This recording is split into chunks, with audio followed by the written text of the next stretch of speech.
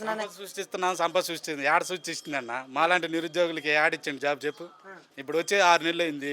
DSC వదులుతాను అన్నాడు. ఎంతవరకు SC reservation అన్నాడు, అది అన్నాడు, ఇది అన్నాడు, వాయిదాలు పెట్టుకుంటూనే వస్తాడు. డిఎస్సి వేస్తాను, మీరు ఎగ్జామ్ రాసుకోవచ్చు, మీకు పోస్టులు వస్తాయి, 16,000 పోస్టులు అని చెప్పాడు.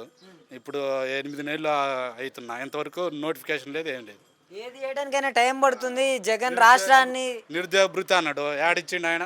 నిరుద్యోగ భృతి అన్నాడు, ఉచిత బస్సు అన్నాడు, సూపర్ 6 అంటే భయం వేస్తుంది అంటాడు. సూపర్ 6 అంటే నాకు భయం వేస్తుంది. మరి అలాంటప్పుడు హామీలు ఎందుకు ఇవ్వాలన్నా చెప్పు?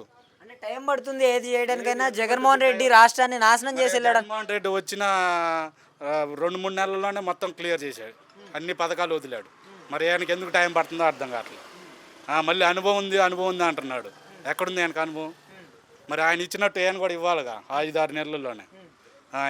ఒక రైతు భరోసా లేదు, అన్నదాత సుఖీభావ అన్నాడు, రైతులకి ఆడిచ్చిండు డబ్బులు.